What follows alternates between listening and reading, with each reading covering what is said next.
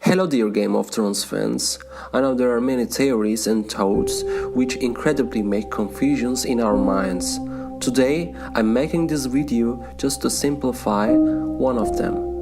As you read in the title, the confusion that who would be the Azor Ahai has been, according to many Game of Thrones fans, the biggest mystery in the world of Ice and Fire. Today I intend to simplify the important characteristic defining who shall be the Azor Ahai. But first, a quick Dragons tour for the fans. In the A Song of Ice and Fire novels, dragons are described as four-limbed creatures with two legs and two wing arms like a bat.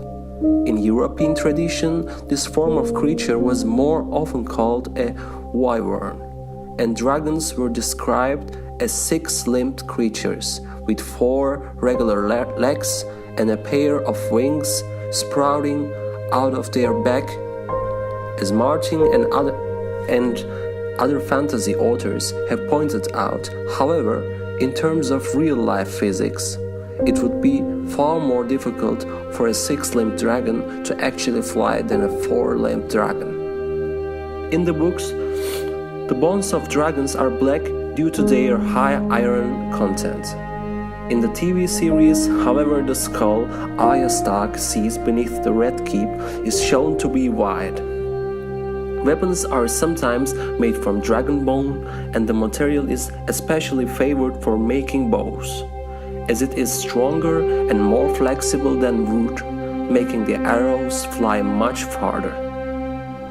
Dragon bone is also fireproof, giving it another advantage over wooden bows. Here is the conclusion which not many fans know about. Dragons, like certain species of amphibians and fish, have no fixed biological sex. They can shift between male and female to meet the reproductive needs of the species. Despite this, they are usually referred to as male.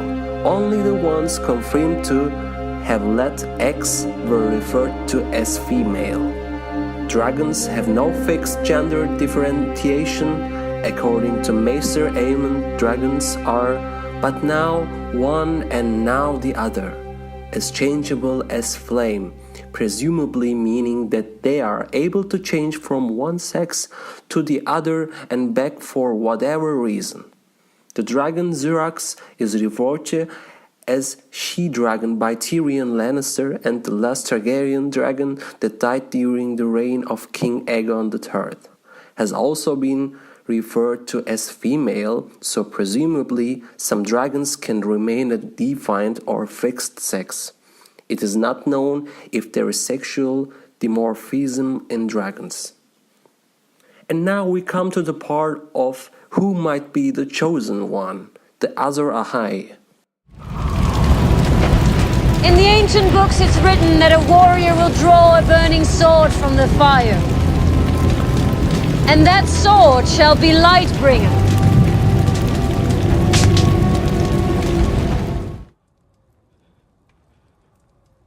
Nothing. There was nothing at all.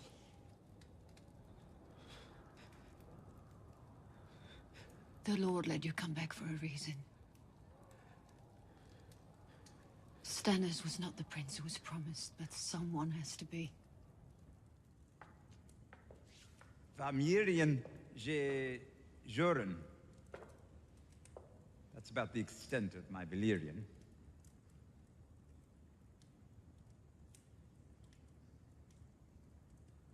Thank you for traveling all this way. I know from personal experience how uncomfortable the journey can be.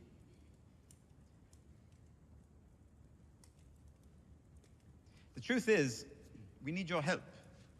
We'd hoped that we could somehow persuade you to... You don't need to persuade me. I came to help. Daenerys Stormborn is the one who was promised. From the fire she was reborn to remake the world. The Lord of Light doesn't have many followers in Westeros, does he? Not yet. But even those who don't worship the Lord can serve his cause. What does your lord expect from me? Bosses bantis amazis. Merikivio dolalaris os mahagon contas. The prince who is promised will bring the dawn.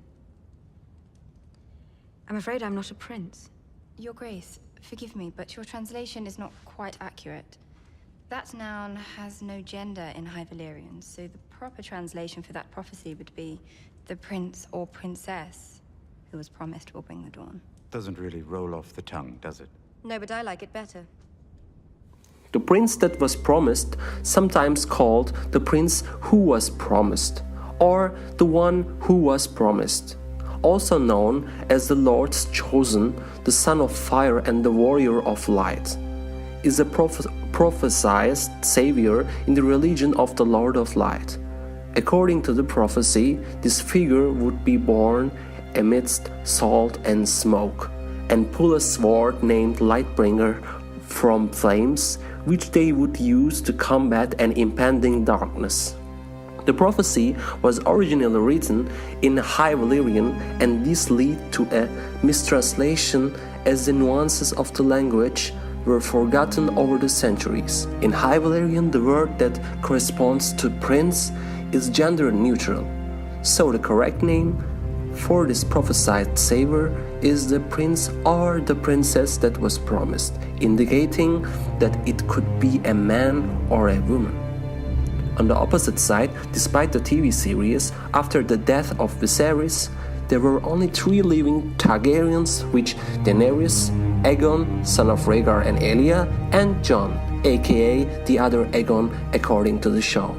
So, from now on, from this moment of the video, I warn the theory makers who indicates that Tyrion also can be a Targaryen. He is not. According to the TV series, Aegon, son of Elia and Rhaegar, does not exist, but in the books he does in Essos. That means at the beginning of the season 8 there were only 2 living Targaryens, 2 dragons, Jon and Dany. Remember the proof that the dragons no gender have. And according to the prophecy of Azor Ahai, the chosen one can be prince or princess, so Jon or Dany. But at this point, I want to warn you guys that once Rhaegar was informed from one of the priests that the chosen one from his line would be born, Targaryen bloodline, which means only 2 possibilities left for who Azor Ahai might be, Dany or Jon. But it is not for sure certain because of the prophecy's non-accurate translation of gender. But except this conclusion, I believe one of them will for sure not survive at the end of the series. Maybe Jon, maybe Dany, who knows? Maybe none of them. But I don't believe J.R.R. Martin will let 2 of them survive. I hope the end would be good enough for the fans, but according to the last statement of Martin, life is not perfect. So I guess he is prepared and emotional, but also an unexpected ending according to the many drama stories of the world literature. For sure, he is not just a simple writer who enjoys writing fantasy. J.R.R. Martin tried to indicate us from the beginning of the book series that the simplicity of the beautiful storylines of basic dramas and especially of our dreams do not exist here in this world. And he indicates that also not in the real life. That's why I guess we all are gonna cry so much at the end of the series. I hope you guys like my video. I hope I could bring some motivation to bring you to the real life of Game of Thrones in Martin's perspective. Please press like button if you like my video and subscribe if you want to watch my new videos. Valar Morghulis.